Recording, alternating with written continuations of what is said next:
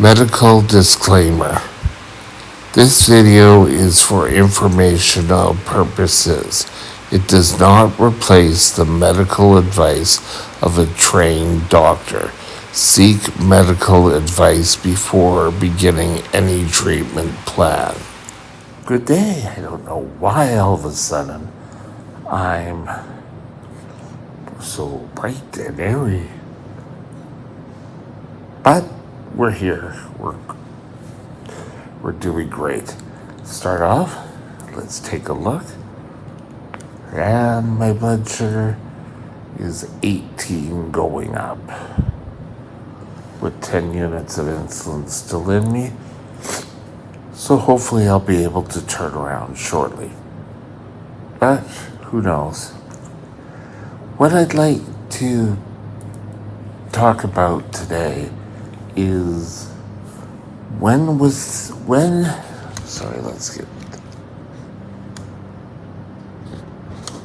just trying to get things taken care of here. Just one sec.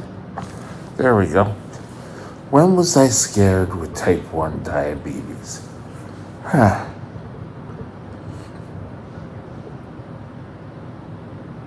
Thinking back to when I was first diagnosed, I really wasn't scared.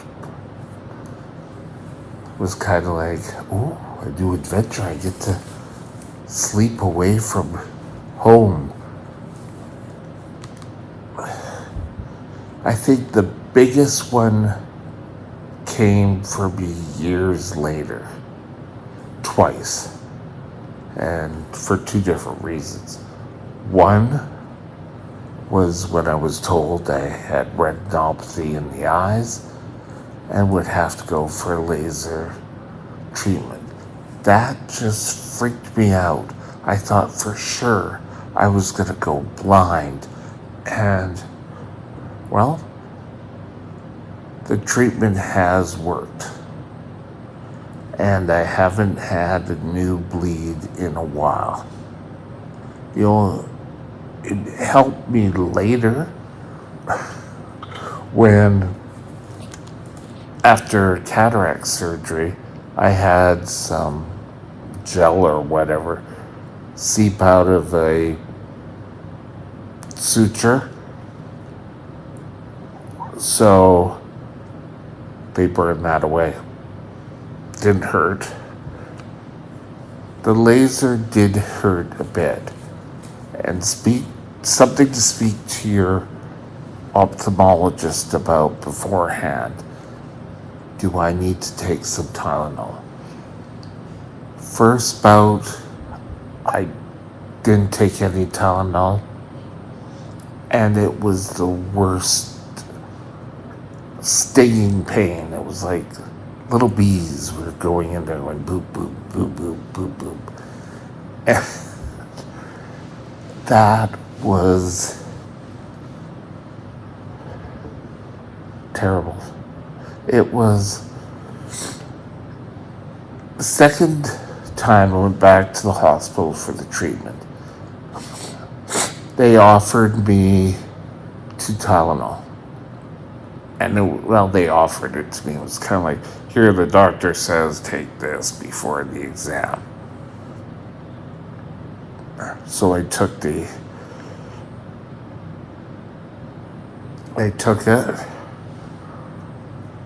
And the second bout of laser treatment, and I haven't needed it since then.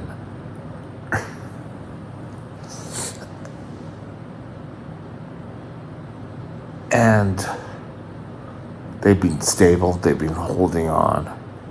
Though it could also be now the initial retinopathy came about after, let's say, a few years of me not following or not really even caring about following my diabetic program. I worked nights. I didn't really get things. I grabbed whatever off the shelf. I drank Coke all night. any new kids listening, I don't believe in scare, but I do believe in telling you the truth. And try to follow your diabetic program. The second time was when I lost my kidney. Now, my kidney really wasn't ever working right for years. And I just all of a sudden started having severe pains. And then when it was diagnosed that I would have to have it removed, I thought my life as a diabetic was over. My life period was over. And it's really sort of a wake-up call. And since that time, we'd be doing better. But again, like I've told you, if you are starting the journey of trying to get under control, don't, how do I say this? Don't just kind of think, okay, tomorrow everything will be great, I'll be in control, and everything will work. Because sort of like your sins of your past can sneak in. Again, they can't either. But losing my kidney was a real sort of eye-awakening. Now, I said 2 times. I lied. There were actually 3. And when starting to do this video, I started to think it last.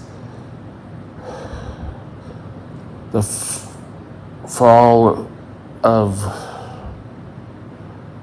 2020, I had problems with my legs. They looked infected. They thought it was just a skin irritation. But I guess it went further than that. And I ended up going into DK at home. I had no clue I was DK. I probably was drinking water, didn't really realize. I had phoned a friend, and he said I didn't sound right, so he came over. I was just aimlessly walking around the apartment. My service dog at the time was kind of like, what's going on here? We called, we went into the hospital. Now, that's kind of where I really went blank. I kind of just was awake, but it went kind of like I had a low. I didn't have a low, but my whole existed was, I knew I wasn't thinking right, but I couldn't really change it. I went into DK and I became delirious. And when I became delirious, nothing was making sense. For some reason, I thought they moved me out to the garage by the elevator. I wasn't out.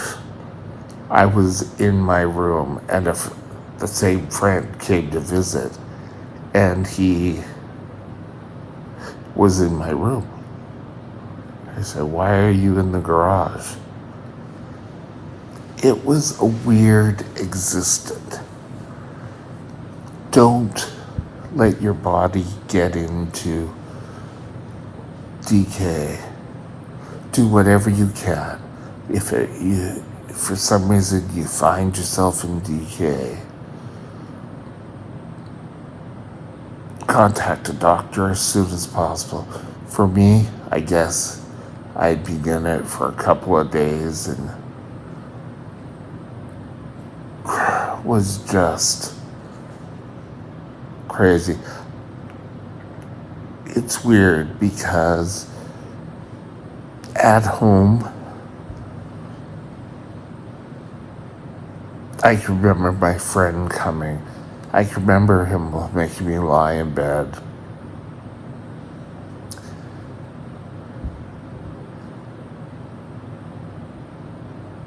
And then I can remember the ambulance ride in. They took me down in the elevator on one stretcher. For some reason, I had to switch over to another stretcher and then was taken to the hospital. And I remember getting out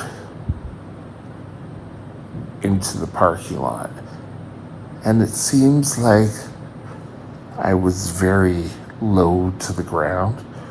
Probably wasn't. And went in. And I don't remember myself from entering the hospital.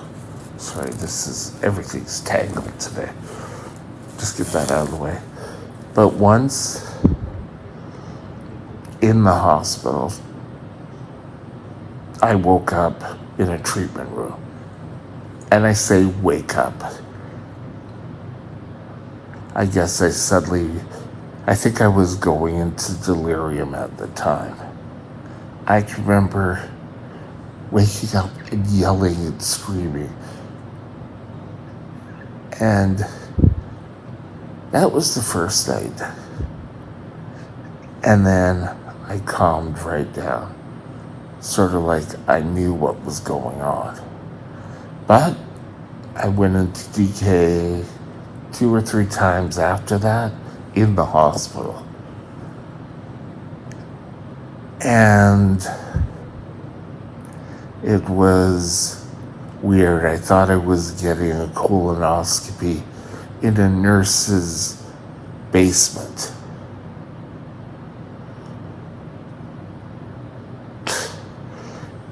Your mind plays weird and wonderful tricks on you.